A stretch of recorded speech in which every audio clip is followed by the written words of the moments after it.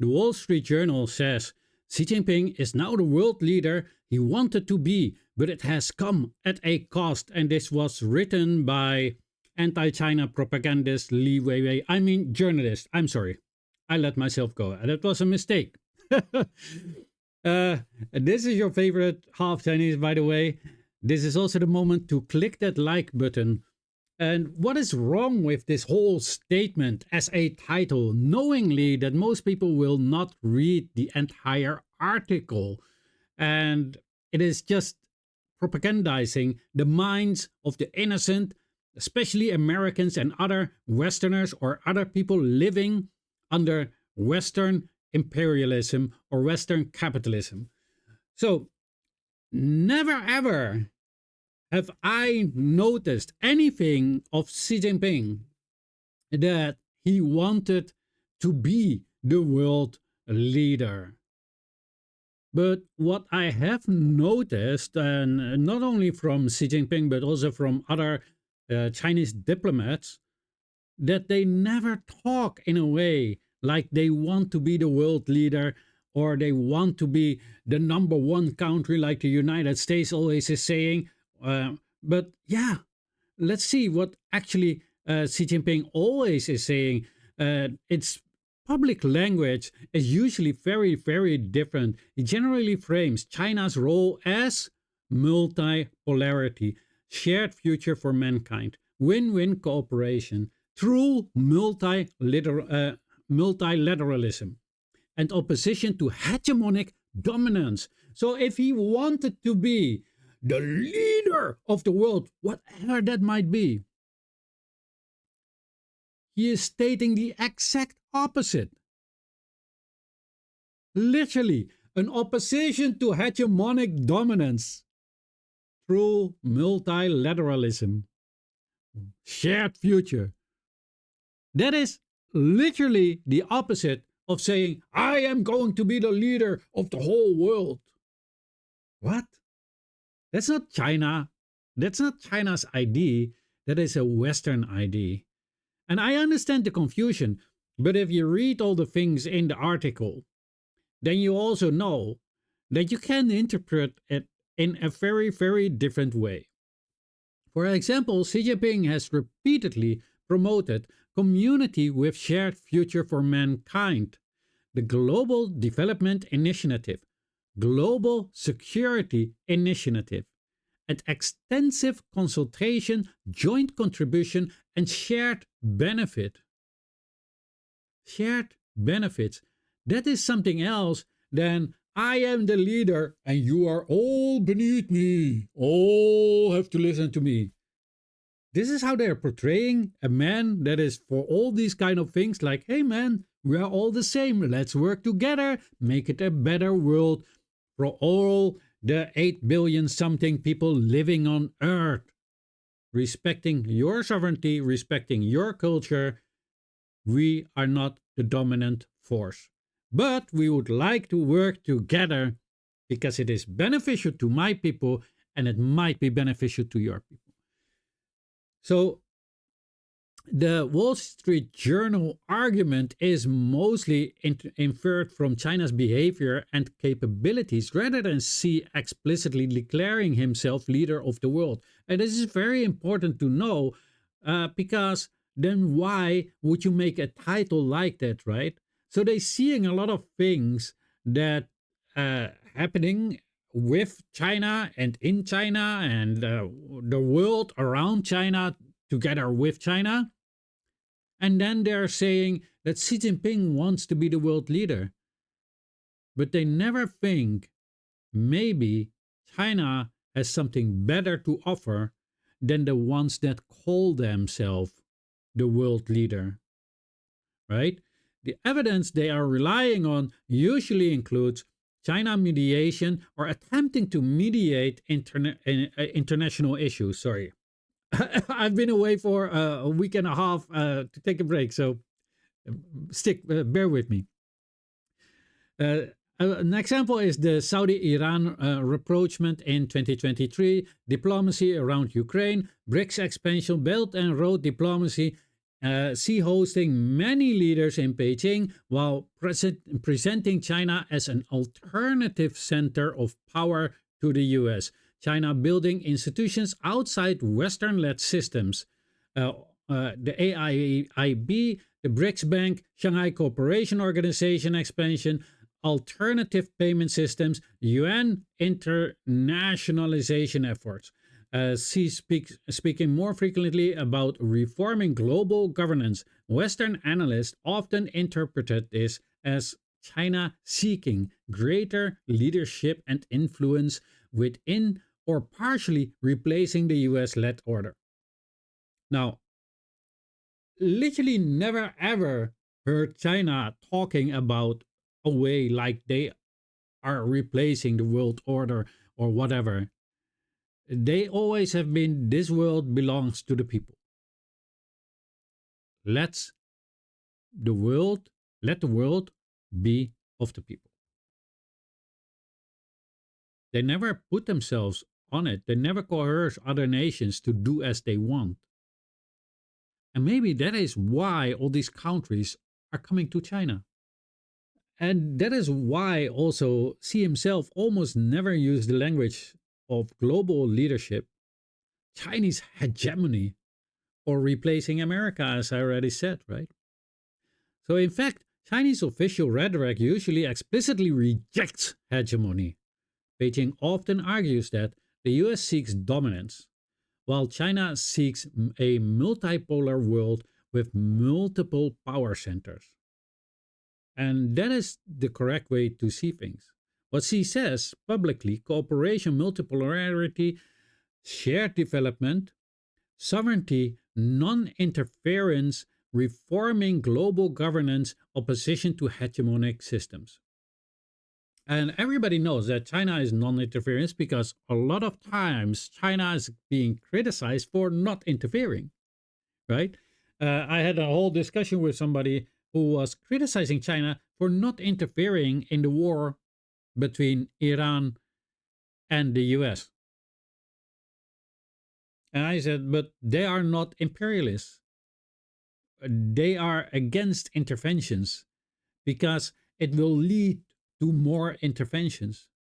Everybody should be opposing interventions because it gives an excuse to another nation to lie about something to create a pretext for an intervention, which the hegemonic powers in the world, the collective West, the NATO states, so to say, who are running the private army for capitalists, which is NATO, are doing all the time.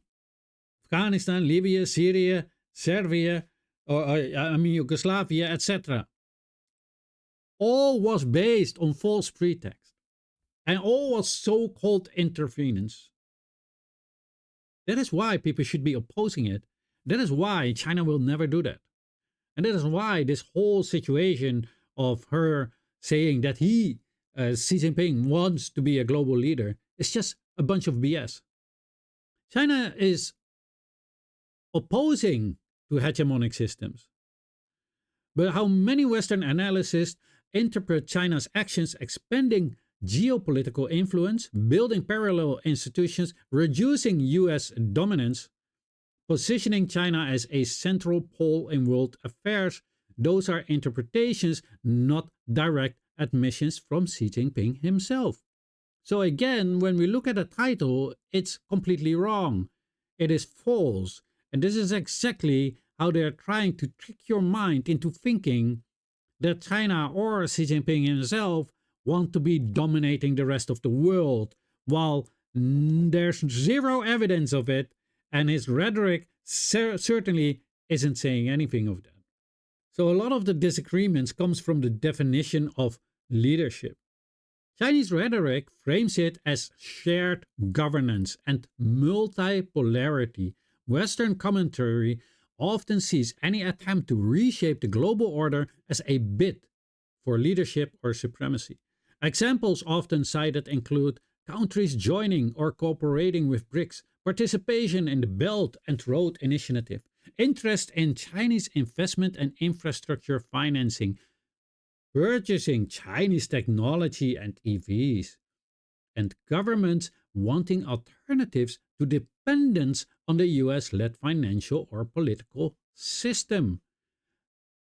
People should start to wonder, why is it that these countries want that? Could it be that they are afraid of sanctions? Could it be they're afraid that their dollars one day will be stolen from them? I mean, we've done it. Would they be scared that Europeans would just seize their assets if they don't want to listen? We've done it all. So is it China that want to replace Europe and the US, its master? Or is it because of what the West has been doing around the world against the will of the people, of most people of the world, created the circumstances that they are now looking for alternatives? That is something that I want you all to let me know in the comment section what you think of this. Supporters of China's approach often argue that Beijing is attractive because it emphasizes sovereignty and non-interference. And that is logical, right? Every country, and especially in the West, they always say China should not interfere in our country, while they have never interfered in any Western nation. But we reserve the right to interfere in China's internal affairs. I mean, don't they talk a lot about Hong Kong, Tibet, Xinjiang, and Taiwan? Right? That's interfering in other nations' internal affairs. Because at the same time, they're all saying, this is China. There's no discussion about it. So it does not usually attach political conditions related to governance or ideology. This is how China works. And this is how countries, or why countries love China.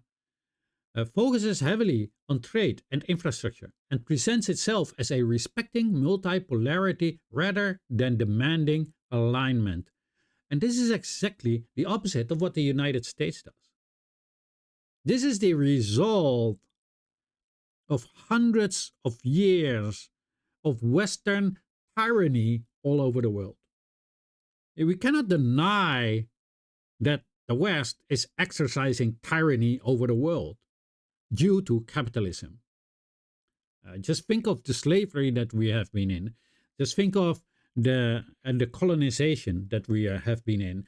Just think about neo-colonization that we currently are in, and neo-slavery that we are currently in. Just think of all the so-called regimes which are actually at that time legitimate governments of other nations that we have what we call toppled, just removed undemocratically, mostly through military force or through color revolutions.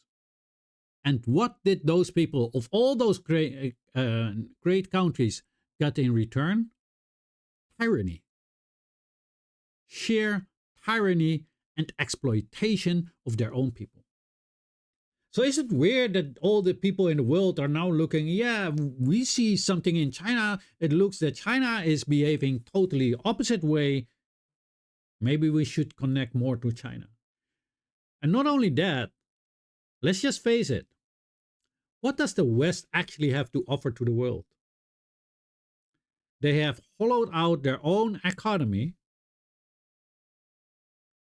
They have removed all the capacity of production to other nations because they thought to exploit those people, but now those people have been learning and are just making their own stuff and learning more because they are the ones who are making it, and then you will also learn how to better your products. So yeah. And then, so that is the interpretation that differs from the dominant framing in the much Western media, where growing Chinese influence is often analyzed through a strategic competition lens. In that framework, if China gains influence, it is frequently interpreted as a challenge to US leadership.